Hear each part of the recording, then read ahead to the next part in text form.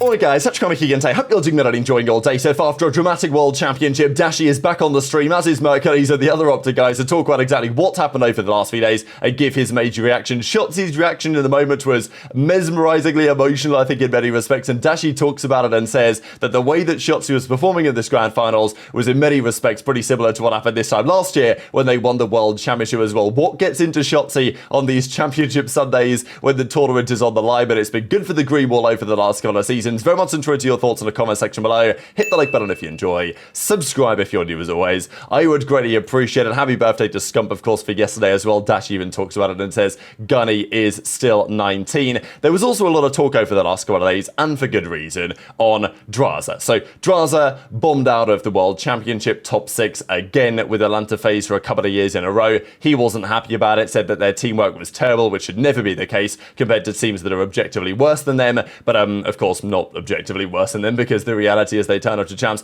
got 3-0'd by OpTic, and they got 3-0'd by a Miami team that could have made a deeper run but didn't. They only came top 4 in the end. So back on the 7th of July 2023, this was when Drazah had the decision to make. OpTic were interested. They were making their change going into the Modern Warfare 3 season. It was going to be Shotzzy, it was going to be Dashy, it was going to be Pred, and they needed a 4th man. That 4th man they were targeting was Drazah. Made perfect sense. He just won the World Championship the year before. That year at Champs, we know that the Thieves guys bombed out last, but Octane retired. That team totally blew it apart. Envoy went over to Toronto.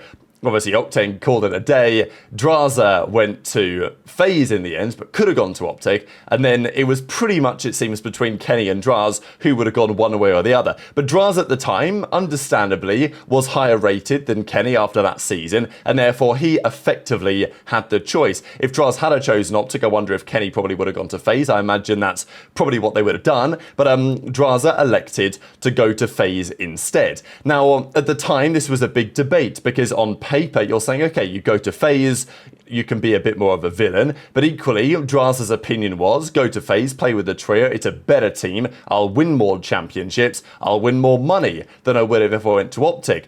And the logic was sound enough, but as Method said at the time, it's like, well, not only do OpTic have an incredible team themselves, but also there's plenty of other benefits to being on OpTic and with the green wall. As we full well know, Mercury's yesterday turned the stream on and you can't even see his face, and he's got 4,000 subs in about 30 minutes and he's on a 1,000 sub train. Like, this is just what it is. And Dashy turned on the stream, was raking it in, I imagine, as well. So, you guys can't quite see it, but there we go, like 4,060 subs, and he just barely turned the stream on and he was watching it back. You can't even see half his face. And yet, this is the type of stuff that happens when you win for the green wall, right? So, I thought it was pretty mega to see how this has played out for Mercury's, and also for Kenny, right, to some degree too, the time that he was on OpTic and all that. But also, OpTic have actually won more money than FaZe, and I think this is the bottom line here for now. Over the regular season, it's not necessarily been the case, but when it comes to the World Championship, OpTic won champs last year, so last year's season, FaZe won just over $1 million total. Not a bad return on investment for the year, but OpTic won about $1.25 million over the year in terms of prize money. And this year so far, Black Ops 6, FaZe have won about $500,000, and OpTic have won nearly $1 million again. So if you total up, of course, EWC is to come, so we can add that in due course, but in all likelihood, even if FaZe were to win it and OpTic weren't, it's more than certain that over these last 2 years, OpTic will have made more money than FaZe will have, just in terms of prize money and prize results and all this. Now, of course, if Drazah joined OpTic, do they win champs in the same way? I think Kenny was probably a better fit for the team that they needed last year than Drazah would have been. This year, I mean, they were horrific, as we know. I mean, look at the prize money they won. It was basically nothing. Until things got serious, they picked up Mercury's, and the rest since then is history. So, but the point on, well, don't take the OpTic offer, you'll make more money with FaZe. In hindsight, does Drazah regret that decision in hindsight? Especially if the team is now going to blow it up anyway, and he's still not won the World Championship with those guys, and his success at champs hasn't been good. I think Drazah will probably be going to bed at night thinking, well, had I made that different decision, I could have had a very different couple of years and, frankly, set himself up for a rather different future. Then again, Draz has a certain personality that works very well on a team like FaZe.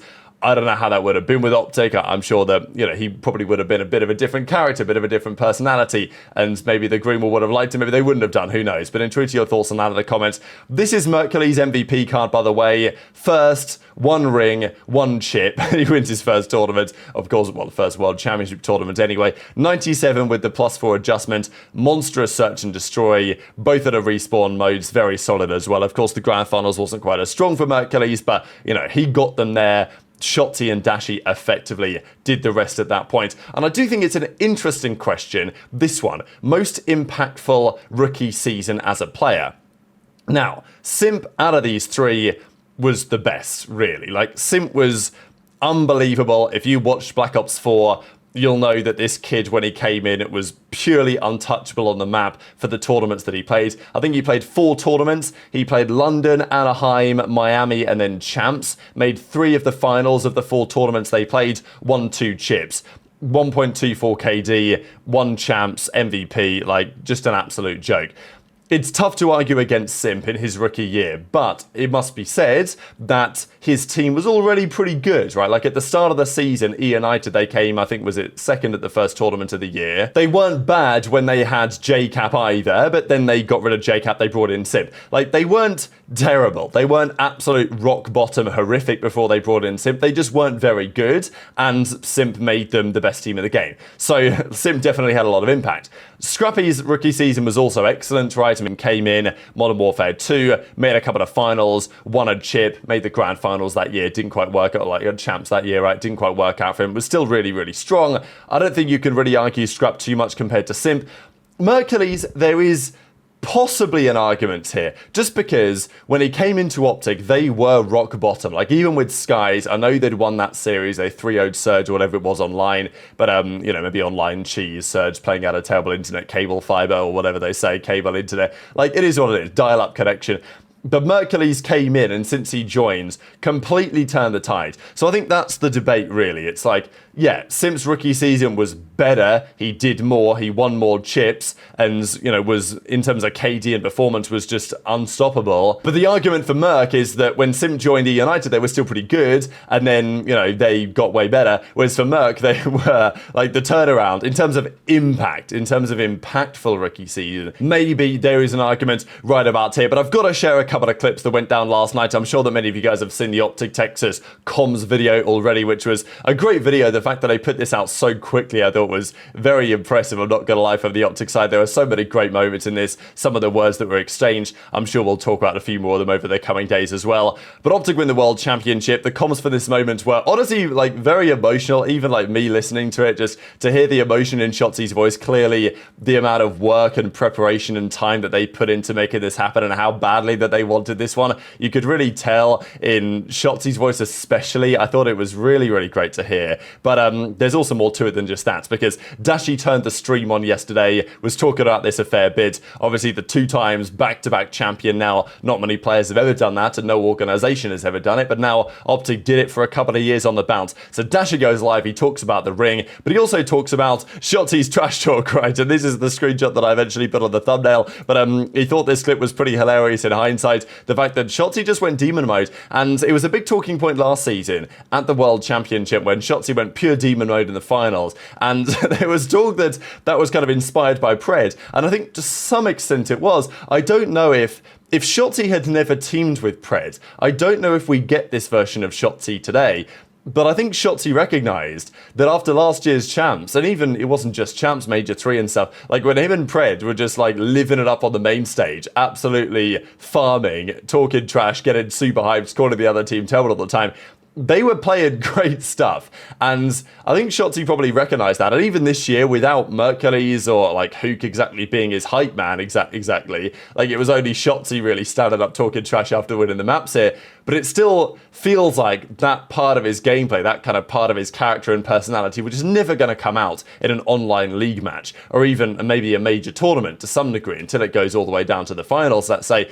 This tends to bring the best out of Shotzzy. I think he knows that, and that's why he does it. So I thought it was great to see. Dashy thought it was hilarious, but potentially critical for them winning champs, because Shotzzy was different gravy in this finals. Alright, yo, news more important, news more important.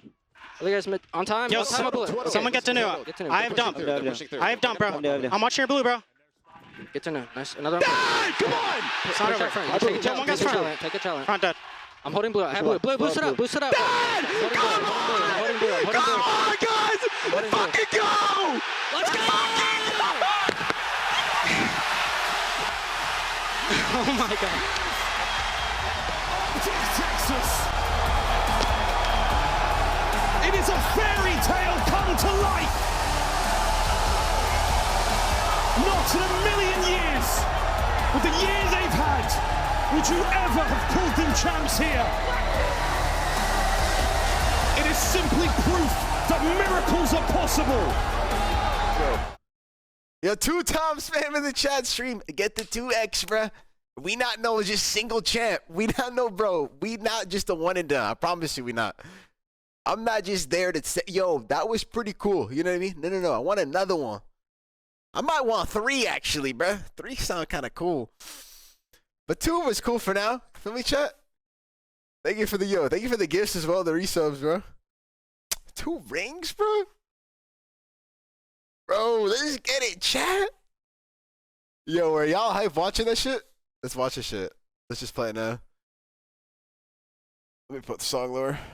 How hyped were you guys watching that? I don't remember Ed doing the double take, the like you guys are dog shit, and then like just, you know, like the doubling down. Dog shit! You guys are fucking dog shit! Come on, fucking shit. Yeah, he did actually feel it. The second one, he actually felt it. Like, you know what I'm saying? Fuck are these guys in grand finals? Let's fucking go. 1-6. Shot.